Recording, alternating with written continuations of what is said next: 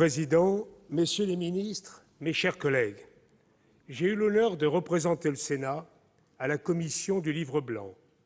Et avant de vous faire part de mon témoignage sur cette expérience, je tiens à remercier publiquement tous mes collègues au sein du groupe UMP et à la commission des Affaires étrangères qui m'ont fait confiance pour remplir cette mission.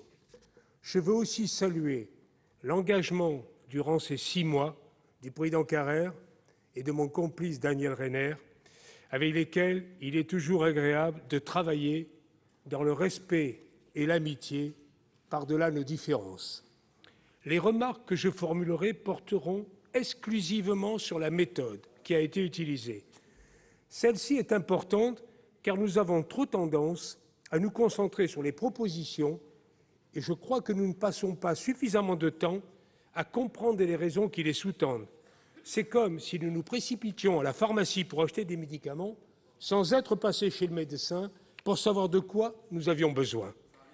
Penchons-nous quelques instants sur ce sujet pour une critique raisonnée mais constructive de la méthode, et je voudrais ordonner mes idées autour de 5 séries de considérations. Premièrement, toute démarche stratégique se décompose en 2 phases. Une phase de réflexion qui consiste à poser les questions de savoir quelles menaces, quels risques on entend parer et de quelle ambition on souhaite avoir. C'est la phase dite d'analyse stratégique. Puis une phase d'action qui consiste à déterminer avec qui on le fait, c'est-à-dire dans le cadre de quelle alliance, le format d'armée qui en découle et la stratégie d'acquisition des équipements nécessaires pour y arriver. C'est la politique de défense. La particularité de la politique de défense, c'est qu'elle ne prend sa dimension que dans le très long terme. Le traité de Lancaster House nous engage avec nos amis britanniques pour 50 ans. On ne peut pas changer de format d'armée d'une année sur l'autre pour passer, par exemple, des blindés à la cyberdéfense. Quant à la durée de vie des équipements militaires, nous savons bien qu'elle est souvent supérieure à 50 ans.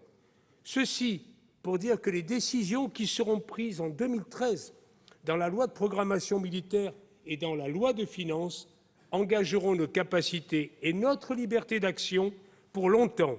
Il est donc crucial, Monsieur le ministre, qu'elle soit judicieuse, d'où l'importance de l'analyse stratégique. Précisément, et c'est mon second point, l'analyse stratégique consiste toujours à confronter 3 éléments. Les menaces, les risques et les opportunités, c'est ce qu'on appelle la prospective de défense, les moyens en hommes et en crédits, enfin, les ambitions de défense. 3e série de considérations, l'intérêt du livre blanc, cet intérêt est triple. Premièrement, il s'agit d'extérioriser pour le dépassionné le dialogue difficile entre le ministère de la Défense et celui du budget. Il s'agit de mettre entre les 2 points de vue nécessairement opposés mais également légitimes un arbitre neutre, indépendant et avisé, afin de ne pas laisser le président de la République ou le Premier ministre seuls à la difficulté de la décision.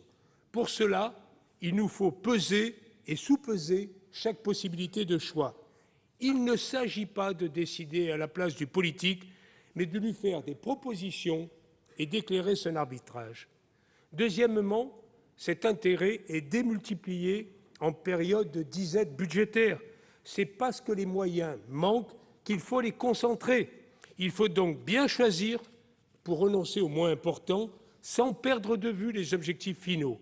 Le livre blanc est donc l'instrument de la cohérence de la politique de défense. Troisièmement, il doit permettre d'articuler les objectifs que l'on se fixe et les moyens de les atteindre. Il est une charnière entre la réflexion et l'action. Il doit donc donner les grandes orientations de la politique, mais sans entrer dans le détail, car cette politique évoluera nécessairement. À rebours, il doit être clair sur nos ambitions, sur ce qu'on souhaite faire, afin que nul n'en ignore et puisse y référer, et que nos amis, comme nos ennemis, aient une vision de nos intentions dépourvues de toute ambiguïté. 4e série de réflexions, ce qui n'a pas marché dans ce livre blanc. Sans rentrer dans le détail, je dirais que la méthode utilisée était en principe la même que celle de la précédente commission de 2008, avec toutefois une différence de taille. les membres de la commission de 2013 n'ont pas disposé de l'enveloppe budgétaire dans laquelle ils étaient censés confiner l'exercice. Je le dis sans passion mais avec gravité et un peu de colère. Ce n'est pas admissible. L'absence d'enveloppe financière a privé l'exercice d'une grande part de son utilité. Au pays de Descartes, aussi bien au pays de John Locke, il n'y a que deux façons de conduire l'analyse stratégique. Partir des ambitions de défense et se donner en face les moyens de les satisfaire, ou bien réduire ses ambitions à la hauteur de ses pauvres moyens. Nous, Français, nous en avons inventé une troisième. Parler des ambitions sans parler des moyens, ce n'est pas forcément la bonne méthode. Et de ce fait, les membres de la Commission n'ont pas été mis en mesure de résoudre les problèmes dont on leur avait caché une partie de l'exposé. Il est tout simplement anormal que la version présentée en janvier dernier ne comprit pas d'hypothèse budgétaire et de ce fait, je le disais tout à l'heure, fut floue sur le format et plus encore sur la stratégie d'acquisition. Les membres de la Commission étant mis hors jeu, il est revenu au service, terme vague et indéfini, d'effectuer le travail dans la précipitation. J'imagine sans pelle quelle a dû être leur tâche et l'effort qu'ils ont dû fournir. Nous avons donc assisté à un regrettable exercice de rétropédalage. Je devine que vous allez me dire, Monsieur le ministre, que les travaux budgétaires n'étaient pas terminés et que pendant nos réunions, la vente, comme l'on dit, continuait rue de Bercy. Je n'y crois pas une seconde, pardonnez-moi. La décision a été prise puisque l'équation budgétaire qui a finalement été retenue est la même, je dis bien la même, que celle qui avait été indiquée et votée dans la loi de programmation des finances publiques à l'automne 2012, à savoir zéro valeur, ce qui se traduit de fait par une diminution en termes réels des dépenses de défense. Nous aurions dû, avec mon collègue député UMP Christophe Guillotot, démissionner, mais par respect pour nos soldats, face à l'importance des enjeux et conscient de l'intérêt national, nous ne l'avons pas fait, contrairement à ce qui s'était passé en 2008. Cinquième et dernière série de considérations, il nous faudra revoir ensemble la façon dont s'écrira le prochain livre blanc. Quelques éléments de réflexion, si vous le permettez.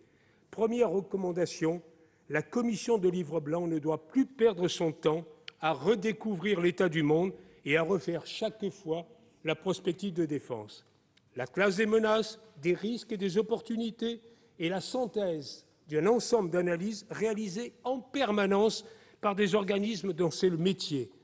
Mais lorsque la Commission commence ses travaux, la prospective de défense doit être sur la table, les principales ambitions définies et la trajectoire budgétaire affichée. Les membres de la Commission ne sont pas et ne doivent pas être des spécialistes de la géopolitique ou de la polémologie. Leur rôle n'est pas celui-là. Leur plus-value n'est pas celle-là.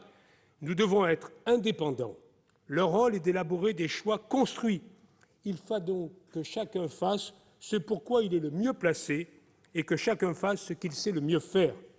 Le temps perdu par la Commission à refaire la prospective de défense était d'autant plus dommageable que cette prospective venait d'être actualisée par le SGDSN. À quoi donc a servi ce document? À rien.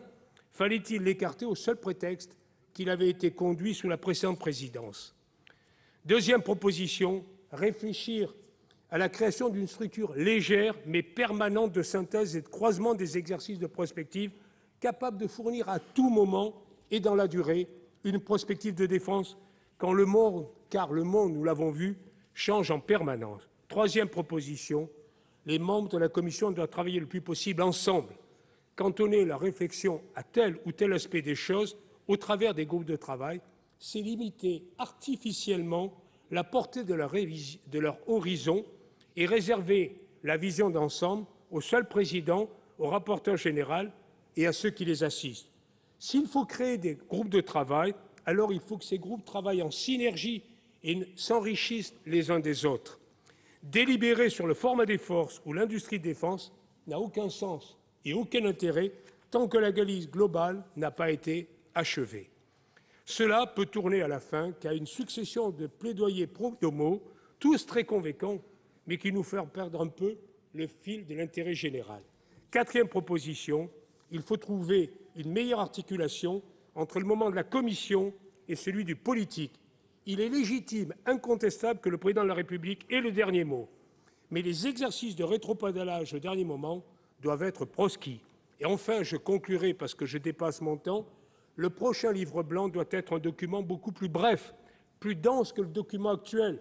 La stratégie américaine tient en 8 pages, celle du président russe en 2 pages. Et je rappelle que celle élaborée par Ben-Gourion pour Israël tenait en une seule page et qu'elle est toujours valable.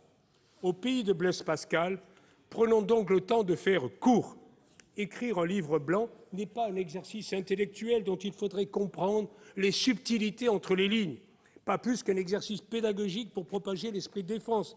C'est un document public destiné à être lu par nos amis et nos ennemis potentiels. Seul l'essentiel doit être dit. Je vous remercie, monsieur. Merci, cher collègue.